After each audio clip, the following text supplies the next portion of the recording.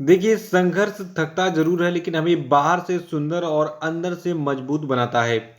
देखिए, आज है 4 अक्टूबर का दिन और आज की वीडियो में जितने भी प्रश्न हैं, सभी मोस्ट इम्पोर्टेंट आपकी सभी परीक्षाओं के लिए, तो शुरू से लास्ट तक वीडियो बने रहिए और इस वीडियो को पूरा देखने के बाद आप इसकी जो पीडीएफ फाइल है, इसको भी डाउनलोड कर सकते हैं वीडियो के डिस्क्रिप्शन बॉक्स से और साथ में हमारे टेलीग्राम चैनल से भी जो है, आप इस वीडियो को डाउनलोड कर सकते हैं।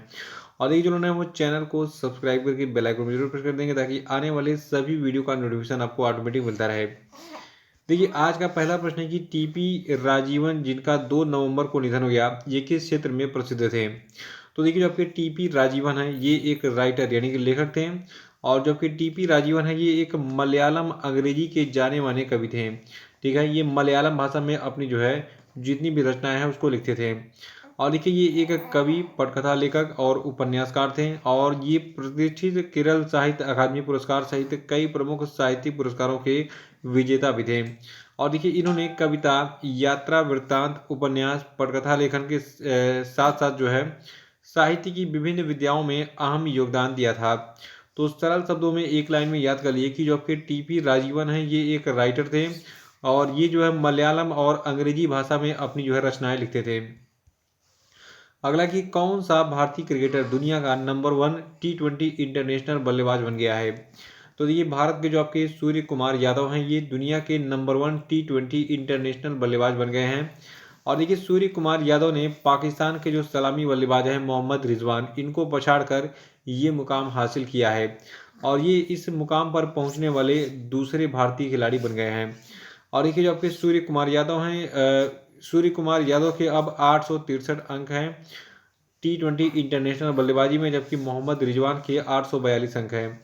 तो याद रखिएगा, भारत के सूर्य कुमार यादव दुनिया के नंबर 1 टी20 इंटरनेशनल बल्लेबाज बन गए हैं। और अगला है, हाल ही में किस देश ने अपने अंतरिक्ष स्टेशन के लिए लैब मॉड्यूल जिसका नाम है मेंगटियन, इसको लॉन्च किया? तो देखिए, चेंग मेंग पेंग, ये सब सारे नाम जो है चाइना वाले रखते हैं। तो देखिए, भी हाल ही में चीन ने अपने अंतरिक्ष स्टेशन के लिए एक लैब मॉड्यूल जिसका नाम है मेंगटियन, इसको लॉन्च किया है और 1 नवंबर को इसकी लॉन्चिंग की गई थी। और देखिए, ये तीसरा और अंतिम स्थायी अंतरिक्ष स्टेशन मॉड्यूल था जिसको अभी हाल ही में चीन ने लॉन्च किया है। देखिए, इस लैब मॉड्यूल का नाम है मेंगटियन, इसको याद रखिएगा। और जो आपका मेंगटियन है, ये चीन के अंतरिक्ष स्टेशन का अंतिम प्रमुख घटक है। देखिए, चीन का जो अंतरिक्ष स्टेशन बन रहा है, इसका नाम है तियांगोंग अंतरिक्ष स्टेशन। ठीक है, तो टोटल 3 मॉड्यूल जो अब तक भेजे जा चुके हैं, जो अभी आखिरी भेजा गया इसको लेकर, तो इन तीनों को जो है असेंबल किया जाएगा। ठीक है, ये तीनों मॉड्यूल जो है इनको असेंबल किया जाएगा और इसके बाद चीनी स्पेस स्टेशन जिसका नाम है तियांगोंग, तो ये जो है पूरी तरीके से बनकर तैयार हो जाएगा।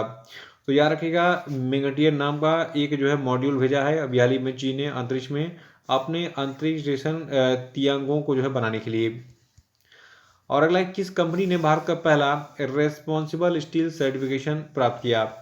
तो देखिए, जो टाटा स्टील है, देखिए लोहे के मामले में टाटा को कोई पीछे नहीं छोड़ पाएगा और जूते के मामले में बाटा को, ये पुरानी कहावत है। ठीक है, तो खैर अब तो एक से एक बड़े बड़े ब्रांड आ गए हैं, लेकिन यहाँ पे बात हो रही है टाटा स्टील की। देखिए, टाटा स्टील भारत का पहला रेस्पॉन्सिबल स्टील सर्टिफिकेशन प्राप्त करने वाला जो है कंपनी बन गया है, स्टील कंपनी। और टाटा स्टील ने हाल ही में जमशेदपुर में अपनी 3 उत्पादन सुविधाओं के लिए रिस्पॉन्सिबल स्टील सर्टिफिकेशन प्राप्त किया है। और देखिए, जो आपका रिस्पॉन्सिबल स्टील सर्टिफिकेशन है, ये स्टील उद्योग की पहली वैश्विक बहुत हितधारक मानक और प्रमाणन पहल है। और पांचवा प्रश्न की, हाल ही में पद्म भूषण प्राप्तकर्ता इला भट्ट जिनका 2 नवंबर 2022 को निधन हो गया, उन्होंने किसकी स्थापना की थी?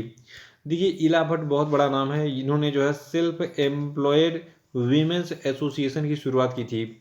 देखिए, इला भट्ट जो है एक प्रख्यात शिक्षाविद थी और सामाजिक कार्यकर्ता थी जिन्होंने सेल्फ एम्प्लॉयड वीमेंस एसोसिएशन की स्थापना की थी। और ये एसोसिएशन जो आपका है जिसका नाम है सेल्फ एम्प्लॉयड वुमेन्स एसोसिएशन, ये भारत के 18 राज्यों सहित पड़ोसी देशों में भी फैला है, जिसमें 2 मिलियन से अधिक महिला कार्यकर्ता हैं। देखिए, जो आपका सेल्फ एम्प्लॉयड वुमेन्स एसोसिएशन है, इसकी फाउंडर एला भट्ट हैं। 1972 में इसको स्थापित किया था इन्होंने और इसका मुख्यालय जो आपका अहमदाबाद में है और अहमदाबाद किस राज्य में है? गुजरात में। और अगला प्रश्न है कि हाल ही में किस पैरामिलिट्री फोर्स में पहली बार 2 महिला अधिकारियों को आईजी रैंक में जो है पदोन्नत किया गया है? देखिए जो भी घटना पहली बार होती है, यानी कि फर्स्ट इवेंट और फर्स्ट अपॉइंटमेंट और जितनी भी पहली घटनाएं दुनिया की, वो एग्ज़ाम में ज़रूर पूछी जाती हैं। तो अभी पहली बार हुआ जब सीआरपीएफ में 2 महिलाओं को जो है आईजी रैंक में प्रमोशन दिया गया है, और इन दोनों महिलाओं का नाम है सीमा धुड़िया और एनी अब्राहम। तो सीमा धुड़िया और एनी अब्राहम को केंद्रीय रिजर्व पुलिस बल यानी कि सीआरपीएफ ने महानिरीक्षक के पद पर अभी हाल ही में प्रमोट किया है, जो कि 1987 में पहली बार सीआरपीएफ में शामिल हुई थी। देखिए जो आपका सीआरपीएफ है, इसको सेंट्रल रिजर्व पुलिस फोर्स कहते हैं, और इसकी स्थापना जो है 27 जुलाई 1939 को की गई थी अंग्रेजों के द्वारा, अंग्रेजी संसद के द्वारा, ठीक है। और इसका मुख्यालय जो है वर्तमान में कहाँ पे है, नई दिल्ली में। और अगला प्रश्न है कि रक्षा अभ्यास जिसका नाम है ऑपरेशन विजिलेंट स्टॉर्म, ये दक्षिण कोरिया और किस अन्य देश के बीच में आयोजित किया जाता है। तो देखिए जो आपका रक्षा अभ्यास है, इसका नाम है ऑपरेशन विजिलेंट स्टॉर्म। ये दक्षिण कोरिया के साथ अमेरिका का एक युद्धाभ्यास है। और देखिए जो आपका ऑपरेशन विजिलेंट स्टॉर्म है, ये एक रक्षा अभ्यास है जो कि संयुक्त राज्य अमेरिका और दक्षिण कोरिया के बीच में किया जाता है। और इस अभ्यास में दोनों देशों के सैकड़ों युद्धक विमान शामिल होते हैं। और इस रक्षा अभ्यास में 240 लड़ाकू विमान जो है इस बार शामिल थे, और इसमें संयुक्त राज्य अमेरिका और दक्षिण कोरिया दोनों के F-35 स्टील्थ फाइटर के वेरिएंट भी शामिल थे। तो इसको नोट कर लीजिएगा। और अगला प्रश्न है कि हाल ही में किस राज्य में नागरिक जुड़ाव और संचार कार्यक्रम शुरू किया गया। तो देखिए मेघालय में अभी हाल ही में नागरिक जुड़ाव और संचार कार्यक्रम शुरू किया गया है।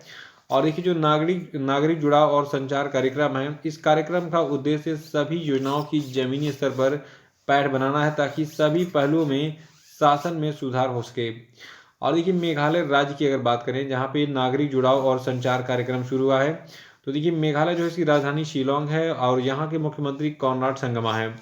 और देखिए मेघालय जो है यहाँ की पॉपुलेशन है 26.5 लाख है, ठीक है। और इसकी स्थापना यानी कि मेघालय की स्थापना कब हुई थी, 21 जनवरी 1972 को। और यहाँ पे आपको इंडिया का मैप दिख रहा है, यहाँ पे लोकेट करना है आपको अगर मेघालय को, तो आप जाइए नॉर्थ ईस्ट वाले इलाके में। और नॉर्थ ईस्ट के मैप को हम थोड़ा सा जूम करेंगे। देखिए आपका मैप जूम हो चुका है।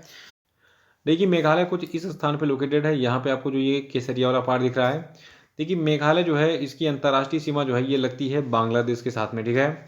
और मेघालय जो है अपनी सीमा बनाता है असम के साथ, मतलब ये 3 तरफ से असम के साथ घिरा हुआ है और एक तरफ से बांग्लादेश के साथ।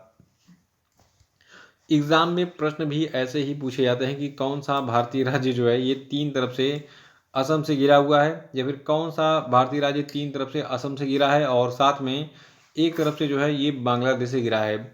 और एक प्रश्न एग्जाम में ये पूछा गया था, यूपी पीसीएस का प्रश्न है कि कौन सा राज्य जो है ये 3 तरफ से बांग्लादेश से घिरा हुआ है। यहाँ पे हमने असम की बात की।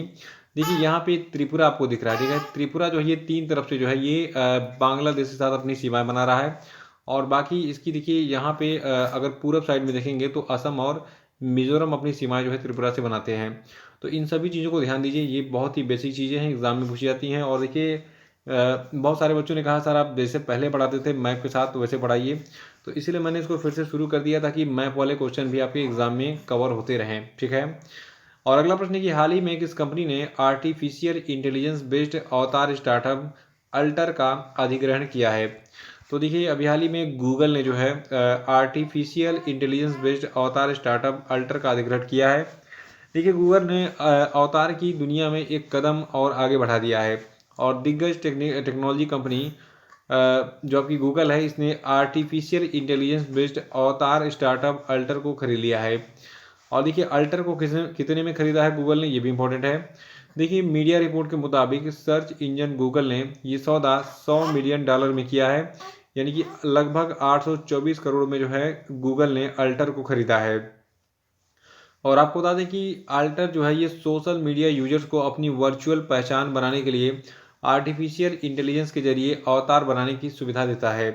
और देखिए गूगल ने इतना बड़ा सौदा अपने कंटेंट को बेहतर करने और टिकटॉक जैसे प्रतिद्वंदी प्लेटफॉर्म को टक्कर देने के लिए किया है। देखिए टिकटॉक इंडिया में तो बैन है, लेकिन पूरी दुनिया में चल रहा है और बहुत तेज़ी से बहुत ज़्यादा पॉपुलर हो चुका है टिकटॉक। तो इसलिए गूगल ने सोचा चलो हम भी शॉर्ट्स वीडियो बनाते हैं, बच्चे जैसे इंस्टाग्राम पे नाचते हैं वैसे गूगल पे भी नाचें, तो ये बहुत थोड़ा सा अजीब लगता है। खैर कोई बात नहीं, एंटरटेनमेंट के लिए आप कुछ भी कर सकते हैं, लेकिन एक मर्यादा में रखिए। और 10वां प्रश्न की हाल ही में किस देश में पहले आसियान भारत स्टार्टअप महोत्सव का आयोजन किया गया था। तो देखिए इसका आयोजन जो है इंडोनेशिया में किया गया था। देखिए, भारत के जो विज्ञान और प्रौद्योगिकी विभाग के सचिव हैं डॉक्टर श्रीवरी चंद्रशेखर, इन्होंने इस आसियान आर्थिक समुदाय के उप महासचिव श्री सतविंदर सिंह तथा आसियान के लिए भारतीय मिशन के राजदूत श्री जयंत खोबरागड़े की उपस्थिति में 27 अक्टूबर 2022 को बोगोर इंडोनेशिया में इस पहले आसियान भारत स्टार्टअप महोत्सव का उद्घाटन किया था। देखिए, जो भारत के विज्ञान और प्रौद्योगिकी विभाग के सचिव हैं डॉक्टर श्रीवरी चंद्रशेखर, इन्होंने अपने उद्घाटन भाषण में ये कहा कि एक विकासशील राष्ट्र के रूप में भारत वर्तमान में व्यापक सामाजिक आर्थिक विकास हेतु महत्वपूर्ण नवाचारों का उपयोग करने के लिए समर्पित है। तो इसको नोट कर लीजिएगा कि पहले आसियान भारत स्टार्टअप महोत्सव का जो आयोजन है ये इंडोनेशिया में हाल ही में किया गया था और इसका उद्घाटन भारत के विज्ञान और प्रौद्योगिकी विभाग के सचिव डॉक्टर श्रीवरी चंद्रशेखर ने किया था। तो ये थे आपके आज के सभी महत्वपूर्ण प्रश्न और अब हम बात करेंगे आज के सभी क्वेश्चन पे। देखिए, आज का पहला प्रश्न है कि भारतीय सेना के दक्षिणी कमान के प्रमुख के रूप में किसको नियुक्त किया गया है, बताइए। और अगला प्रश्न है कि किस राज्य ने बच्चों के अनुकूल पुलिस थानों की घोषणा की है, बताइए। सबसे इंपॉर्टेंट प्रश्न था कल का और इसको देख के कल का वीडियो रिवाइज कर डालिएगा। और अगला प्रश्न आपके लिए कि हाल ही में किसे बांग्लादेश के द्वारा मरणोपरांत फ्रेंड्स ऑफ लिबरेशन वार सम्मान से सम्मानित किया गया है, बताइए। चौथा है कि हाल ही में किसे मरणोपरांत कर्नाटक रत्न पुरस्कार से सम्मानित किया गया, बताइए।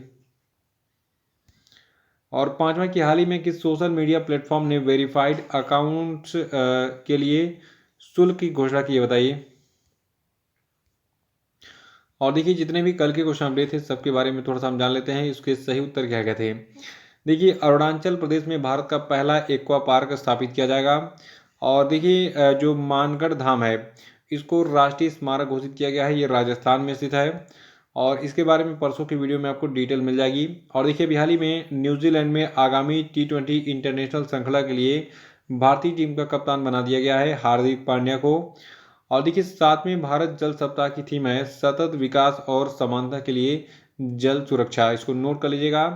ग्रुप डी से लगा है, यूपीएससी तक के एग्जाम में ये थीम पूछी जाएगी, तो आपको पता होना चाहिए कि 7वां भारत जल सप्ताह जो है इसकी थीम है सतत विकास और समानता के लिए जल सुरक्षा। और देखिए, पांचवा प्रश्न था कि उत्तर भारत का पहला डाटा सेंटर किस राज्य में स्थापित होगा।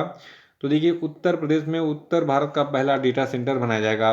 यानी कि परसों का वीडियो जितना था बहुत इंपॉर्टेंट था, उसको देख के रिवाइज कर डालिएगा और कल का भी रिवीजन बहुत जरूरी है। और देखिए, मंथली करेंट अफेयर को भी देख के रिवीजन करते रहिएगा। जय हिंद।